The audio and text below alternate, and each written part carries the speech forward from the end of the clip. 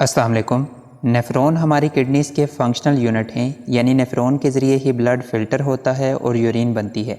हमारी एक किडनी के अंदर 1 मिलियन यानी 10 लाख तक नेफ्रॉन मौजूद होते हैं। ये नेफ्रॉन दो तरह के होते हैं, कॉर्टिकल नेफ्रॉन और जक्स्टा मेडुलरी नेफ्रॉन। जैसे कि आपको पता है किडनीज़ के अंदर दो डिस्टिंक्ट रीजन मौजूद होते हैं, रीनल कॉर्टेक्स और रीनल मेडुला। कॉर्टिकल नेफ्रॉन का ज़्यादा पोर्शन रीनल कॉर्टेक्स के अंदर होता है, जबकि जक्स्टा मेडुलरी नेफ्रॉन का ज़्यादा पोर्शन रीनल मेड्यूला के अंदर होता है। किडनीज़ के अंदर 85% नेफ्रॉन कॉर्टिकल नेफ्रॉन होते हैं, जबकि जक्स्टा मेडुलरी नेफ्रॉन 15% ही होते हैं। जक्स्टा मेडुलरी नेफ्रॉन का इस्तेमाल उस वक्त ज़्यादा होता है जब जिस्म के अंदर पानी की कंसंट्रेशन कम होती है। अभी हम नेफ्रॉन का जनरल स्ट्रक्चर देखेंगे और जो भी पार्ट्स हम डिस्कस करेंगे वो दोनों नेफ्रॉन के अंदर मौजूद होते हैं। इसके बाद यूरिन बनने के अमल को हम नेक्स्ट वीडियो में डिस्कस करेंगे। नेफ्रॉन के स्ट्रक्चर को दो मेन पार्ट्स में डिवाइड किया जाता है, रीनल कार्पसल और रीनल ट्यूब्यूल। सबसे पहले हम रीनल कार्पसल को देखते हैं। ये नेफ्रॉन का नॉन ट्यूब्यूलर पार्ट होता है। नॉन ट्यूब्यूलर का मतलब यहाँ पर लॉन्ग ट्यूब्स मौजूद नहीं होती। वैसे तो यूरिन बनने का अमल 3 स्टेप्स में कंप्लीट होता है, प्रेशर फिल्ट्रेशन, सेलेक्टिव रीअब्जॉर्प्शन और ट्यूब्यूलर सिक्रीशन। इन तीनों स्टेप्स में से पहला स्टेप यानी प्रेशर फिल्ट्रेशन रीनल कार्पसल के अंदर होता है। रीनल कार्पसल को मज़ीद 2 हिस्सों में डिवाइड किया जाता है, जिसमें से एक है बोमेन कैप्सूल, जो कि कप शेप या सी शेप स्ट्रक्चर होता है। इसी बोमेन कैप्सूल के अंदर कैपिलरीज का नेटवर्क मौजूद होता है, यानी कैपिलरीज का गुच्छा मौजूद होता है। उन कैपिलरीज के नेटवर्क को ग्लोमेरुलर कैपिलरीज बोला जाता है। जब ब्लड हमारी किडनीज के अंदर रीनल आर्टरी के ज़रिए दाखिल होता है तो रीनल आर्टरी किडनी के अंदर और स्मॉल आर्टरीज़ में डिवाइड होती है। इन्हीं स्मॉल आर्टरीज़ में से कुछ स्पेशल आर्टरीज़ निकलती हैं जो कि नेफ्रॉन को ब्लड सप्लाई करती हैं। उन स्पेशल आर्टरीज़ को एफेरेंट आर्टरियोल बोला जाता है। इन्हीं एफेरेंट आर्टरियोल से ग्लोमेरुलर कैपिलरीज़ निकलती हैं। जब ब्लड ग्लोमेरुलर कैपिलरीज़ के अंदर आता है तो बहुत सा वेस्ट मटेरियल इन कैपिलरीज़ से प्रेशर के साथ फ़िल्टर होकर बोमेन कैप्सूल के अंदर चला जाता है और फिर फर्दर ये वेस्ट मटेरियल बोमेन कैप्सूल से नेफ्रॉन के अगले पार्ट में मूव करता है, जिसे रीनल ट्यूब्यूल बोला जाता है। रीनल ट्यूब्यूल नेफ्रॉन का ट्यूब्यूलर पोर्शन है, मतलब नेफ्रॉन के इस हिस्से के अंदर स्मॉल ट्यूब्स मौजूद होती हैं जिनके अंदर वेस्ट यानी यूरिन मूव करती है। इसी के साथ यूरिन बनने के बाकी दोनों स्टेप्स यानी सेलेक्टिव रीअब्जॉर्प्शन और ट्यूब्यूलर सिक्रीशन रीनल ट्यूब्यूल वाले हिस्से के अंदर ही होते हैं। रीनल ट्यूब्यूल को फर्दर 4 पार्ट्स में डिवाइड किया जाता है।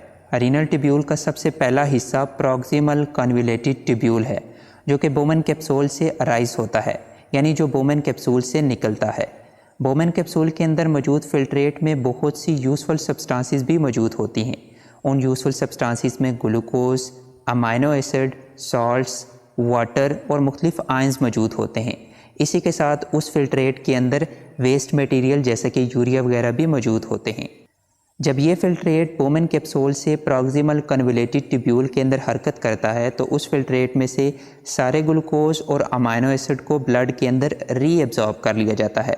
इसी के साथ 65% वाटर आयंस जैसे कि सोडियम आयंस और पोटाशियम आयंस को भी प्रॉक्सिमल कन्वोल्यूटेड ट्यूब्यूल से ब्लड के अंदर रीअब्जॉर्ब कर लिया जाता है। इसी के साथ कुछ वेस्ट मटेरियल जैसे कि हाइड्रोजन आयंस और क्रिएटाइन मॉलिक्यूल ब्लड में से फिल्ट्रेट के अंदर सेक्रेट होते हैं। प्रॉक्सिमल कन्वोल्यूटेड ट्यूब्यूल के बाद फिल्ट्रेट लूप ऑफ हेनले के अंदर मूव करता है, यानी रीनल ट्यूब्यूल का अगला पार्ट लूप ऑफ हेनले है। इस लूप ऑफ हेनले को 2 सेगमेंट्स में डिवाइड किया जाता है, डिसेंडिंग लिम्ब और असेंडिंग लिम्ब। डिसेंडिंग लिम्ब से वाटर रीअब्जॉर्ब होता है, यानी डिसेंडिंग लूप ऑफ हेनले से वाटर ब्लड के अंदर रीअब्जॉर्ब होता है। इसी के साथ असेंडिंग लूप ऑफ हेनले से यानी असेंडिंग लिम्ब से वाटर और सॉल्ट्स दोनों ब्लड के अंदर रीअब्जॉर्ब होते हैं। इसके बाद फिल्ट्रेट या यूरिन असेंडिंग लिम्ब से डिस्टल कन्वोल्यूटेड ट्यूब्यूल के अंदर मूव करता है। डिस्टल कन्वोल्यूटेड ट्यूब्यूल में से सॉल्ट्स को ब्लड के अंदर रीअब्जॉर्ब किया जाता है। इसी के साथ कुछ आयंस और वेस्ट जैसे कि यूरिया ब्लड में से डिस्टल कन्वोल्यूटेड ट्यूब्यूल के अंदर सेक्रेट होता है। इस तरह से रीनल ट्यूब्यूल के अंदर सेक्रीशन और रीअब्जॉर्प्शन का प्रोसेस होता है और यूरिन बनती है। फिर यूरिन डिस्टल कन्वोल्यूटेड ट्यूब्यूल से कलेक्टिंग डक्ट के अंदर मूव करती है। एक कलेक्टिंग डक्ट के अंदर बहुत सारे नेफ्रॉन की डिस्टल कन्वोल्यूटेड ट्यूब्यूल ओपन होती हैं। यहाँ पर एक अहम बात, वैसे तो कलेक्टिंग डक्ट से वाटर और साल्ट्स हमारे ब्लड के अंदर रीअब्जॉर्ब नहीं होते, लेकिन जब हमारे ब्लड के अंदर वाटर की कंसंट्रेशन कम होती है तो कुछ हार्मोन्स खारिज होते हैं। वो हार्मोन्स कलेक्टिंग डक्ट को परमिएबल बना देते हैं और इससे वाटर और साल्ट्स हमारे ब्लड के अंदर रीअब्जॉर्ब होते हैं ताकि ब्लड के अंदर वाटर की कंसंट्रेशन को मेंटेन किया जाए।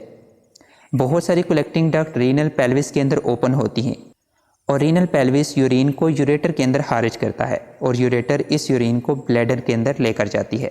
आखिर में हम नेफ्रॉन की ब्लड सप्लाई को देख लेते हैं। जैसा कि हमने देखा, रीनल आर्टरीज से कुछ स्पेशल आर्टरीज अराइज होती हैं जिन्हें एफेरेंट आर्टरियोल बोला जाता है।